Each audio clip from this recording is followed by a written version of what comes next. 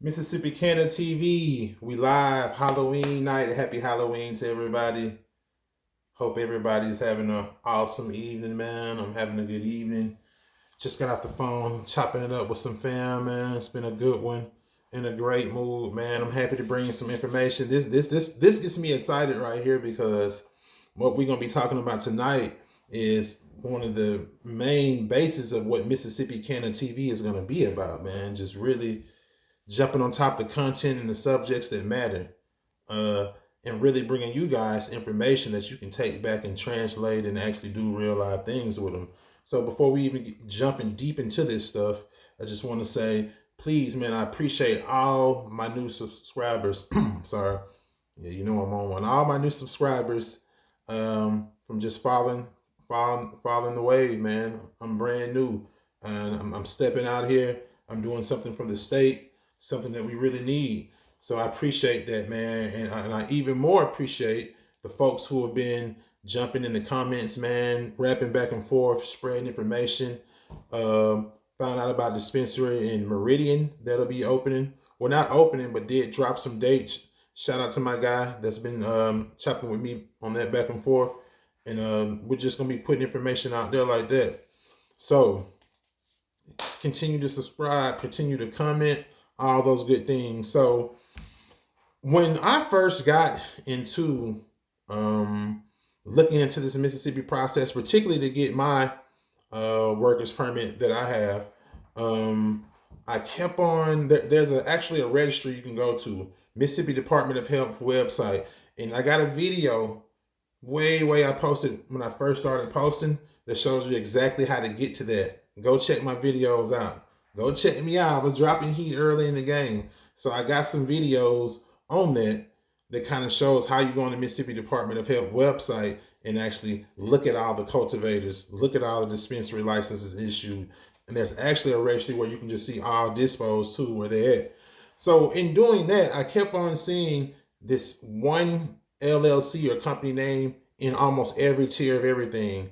The top tier in cultivation, disposal, dispensary, transportation. So I was like, all right, they're trying to corner the game for sure.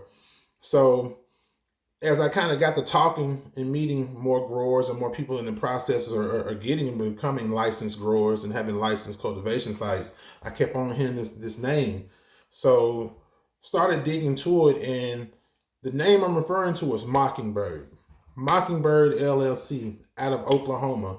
They operate, I believe, too, in Michigan as well, and I want to say Washington State. But Oklahoma is where I really know them from. That's where the name first reigned at.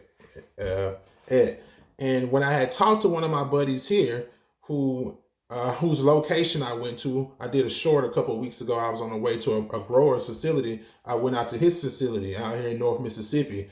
They don't have all their licenses and stuff done yet, so they definitely got their building done. And he's the one that kind of broke it down and gave me the price of what he thought a operation startup cost would be. I do got a video on that too, in my videos. So, and like I said before, I'm gonna get a little bit more crafty with being able to drop the links to those videos in the future. But for right now, if you could do me a favor and just scroll back through, the title said in it. But when I spoke to him, he was like, "Yeah, man, this is particular growers that they kind of came in with the right money in their pocket and the right friends in their Rolodex, and was immediately able to get licenses and green lights that smaller people with less influence and less connections and less resources kind of had to wait some substantial time to do."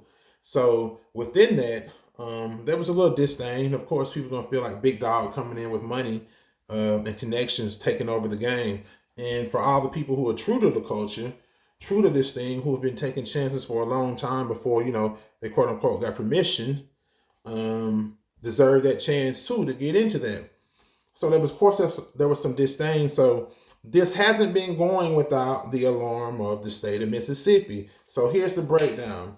In October, there was an article published in the Mississippi Tribune that had photos of a cultivation facility and plants growing that did not necessarily meet the specifications and regulations of the medical cannabis program.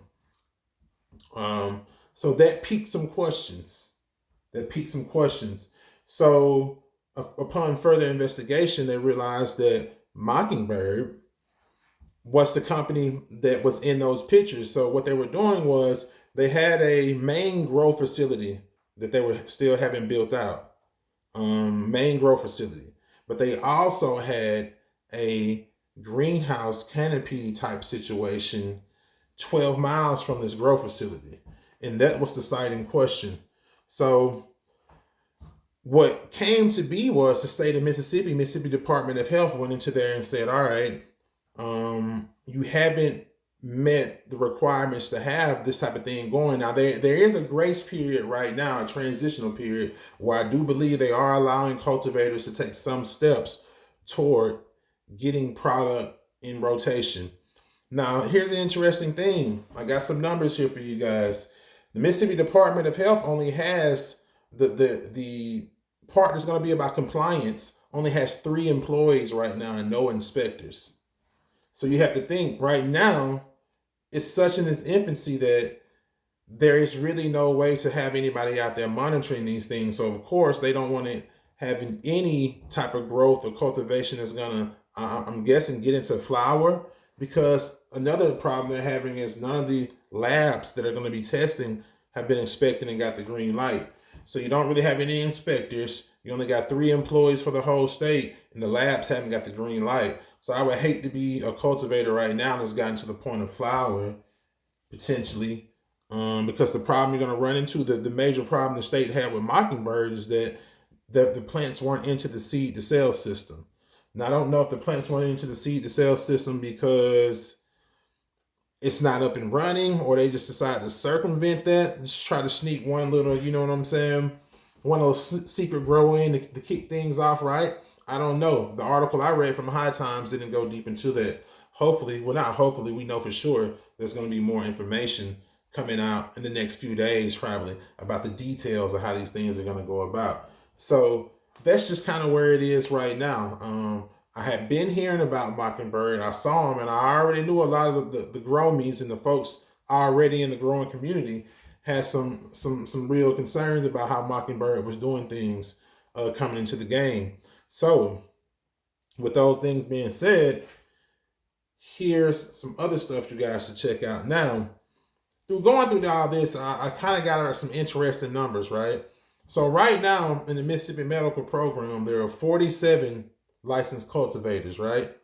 406 patients, 138 dispos, 8 processes, and 491 work permits. So currently right now in the state of Mississippi, there's more people permitted to work in cultivation, processing, or any of the cannabis jobs than there are people who are patients who have cards. That's an interesting dynamic, man. I think this thing is going to get hot in Mississippi. That's definitely breeding grounds for some intense competition. Because you got to think, you've got 47 licensed cultivators now. In Arkansas, when I was in Arkansas, I think they had either 4 or 6 licensed cultivators for the whole state of Arkansas. So you got to think Mississippi, 47 for the whole state. That's a considerable number. And I didn't break down how many of those 47 were micro cultivators, how many of them were large tier cultivators, and any of that. So, 138 dispos, that's a lot. I feel like that's a lot. When you think about 138 dispos and 400 patients, you know what I'm saying? I see some potential issues right there with kind of products still staying on the shelves and things like that of that nature. So one thing we got to think about, going forward is that I can see why those cultivators were really mad with Mockingbird, because it's kind of like, look, with tight numbers like that, why we wouldn't be cool at all if you get the upper hand just because you had a little bit more bread, well, not a little bit more, a lot more, and you connected to the right people. So back to Mockingbird, they're saying that's about 20,000 plants got hit. And I think the Department of Health had already sent them some notices about correcting the issues, but I don't know if, they didn't change it fast enough, or they said, nah, I don't know what you're talking about. But to kind of make, hold on, I gotta hit that up right quick. Pause. To kind of make High Times Magazine has been the company to get $1 million for a plants chop before the program even starts. I mean, I'm not gonna say they're blowing their name or they just took a major. They definitely took some brand equity hit right there. So I really would like to see in the comments what you guys think so far about that. I mean, did they really just play themselves out the game? Because really nobody wants to fool with the guy, the big guy like that.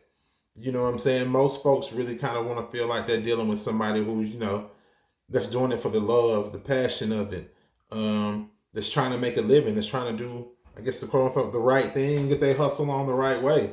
That's what we want to support. So that's kind of my thoughts right there on the Mockingbird situation. I was super excited to, be scrolling through High Times earlier today and see the articles. The article just got released. It just got released today.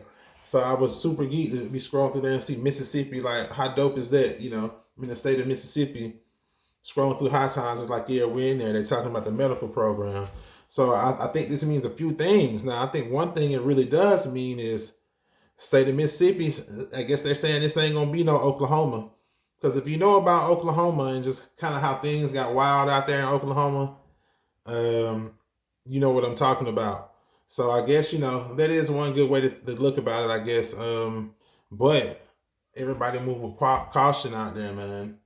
If you don't have all your stuff together, I wouldn't suggest at this point, really broadcasting any of those things that you're doing like that until you get all your paperwork in order. Because it looks like the state is going to be on top of that stuff. But just want to bring you guys that heat tonight.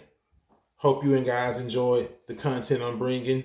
And I want everybody who's been subbing, who's been checking us out, drop in the comments, man. Leave me some love, man. Show me something, man. Let's talk about this thing that we love so much, and the state that we're in, man, that we love, and just kind of get this culture going, man. Mississippi has cannabis. We're here.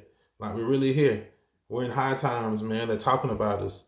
So look, man, I heard a couple guys in my comments saying they're looking to start grows. People getting their card, man. Let's build this community. We're the trailblazers right now. So whatever you're passionate about, if you're passionate about growing, if you're passionate about, extraction, if you're now is the time to be the first. You know what I'm saying? And this is the hard work because nobody knows what it's supposed to look like. So blessings to all you guys, man. Thank you for tuning in. And we're going to be following up on this. We're going to be coming with some more heat. Just keep in touch, man. Appreciate it.